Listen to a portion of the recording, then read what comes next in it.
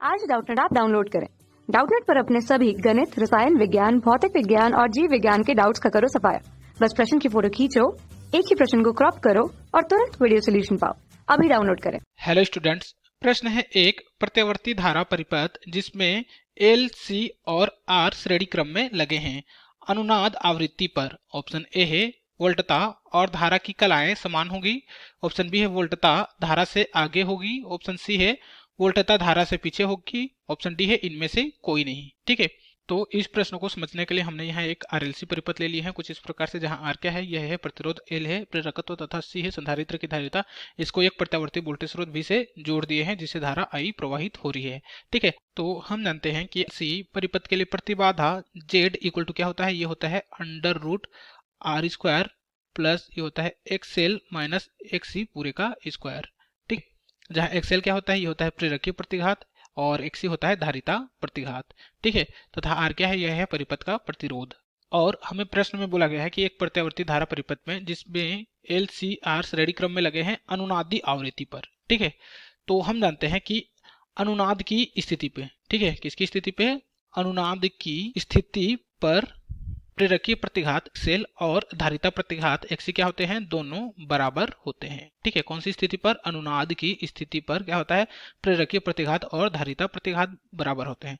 तो यहाँ से अनुनाद की स्थिति पर प्रतिबाधा जेड बराबर कितना हो जाएगा, ये हो जाएगा अंडर रूट, ये हो जाएगा आर स्क्वायर प्लस यहाँ से एक्सएल बराबर क्या है एक्सी, तो यहाँ से इसको लिख सकते हैं एक्सएल माइनस एक्सएल पूरे का स्क्वायर।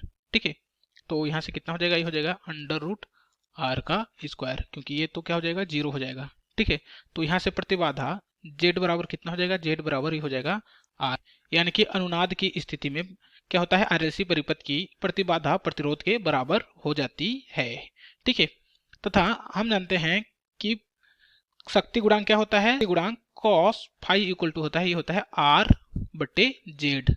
ठीक है, तो यहाँ से अनुनाद की स्थिति में जेड बराबर कितना है, यह है आर के, तो यहाँ से हो जाएगा आर बटे आर इक्वल टू हो जाएगा 1।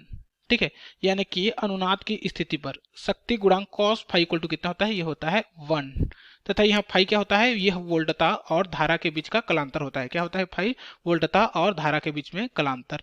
तो यहाँ से फाई इक्वल टू क्या हो जाएगा, यहाँ से ये हो जाएगा कॉस इनवर्स 1। ठीक है, तथा हम जानते हैं कि कॉस इनवर्स 1 का वैल्यू कितना होता है, ये होता है 0 के बराबर। ठीक है, क्योंकि हम जानते हैं कि cos 0 का वैल्यू कितना होता है, ये होता है 1। ठीक है, तो यहाँ से cos इनवर्स 1 का वैल्यू कितना हो जाएगा, ये हो जाएगा 0। और यहाँ फाई क्या है, यह है वोल्टता और धारा के बीच में कलांतर, तो यहाँ से कलांतर का वैल्यू कितना गया, ये आ गया 0 अंश, यानी कि हम कह सकते हैं कि वोल्टता और समान कला में होंगे। ठीक है, अनुनाद की स्थिति में क्या होगा, वोल्टता और धारा दोनों समान कला में होंगे। ठीक है, तो यहाँ से हमारा आंसर हो जाएगा ऑप्शन ए, वोल्टता और धारा की कलाएं समान होंगी। क्या होगी, वोल्टता और धारा की कलाएं समान होगी, क्योंकि हम जानते हैं कि अनुनाद की स्थिति में होता है शक्ति गुणांक cos फाई का वैल्यू ये होता है 1 के बराबर, तथा परिपथ की प्रतिबाधा ये हो जाता है प्रतिरोध के बराबर। ठीक है, तो यहाँ से शक्ति गुणांक cos फाई इक्वल टू कितना हो जाता है, ये हो जाता है 1, और शक्ति गुणांक का वैल्यू कितना होगा, 1 होगा, तो यहाँ से कलांतर फाई का वैल्यू कितना हो जाएगा, ये हो जाएगा 0 के, यानी कि वोल्टेज और धारा दोनों किसमें होंगे, समान कला में होंगे। तो यहाँ से हमारा आंसर हो जाएगा ऑप्शन ए। धन्यवाद। कक्षा 6 से 12वीं से लेकर नीट, IIT, JEE वो एडवांस के लेवल तक 1 करोड़ से ज्यादा छात्रों का भरोसा। आज ही डाउनलोड करें डाउटनेट ऐप या व्हाट्सएप करें अपने सारे डाउट्स 8400 400 400 पर।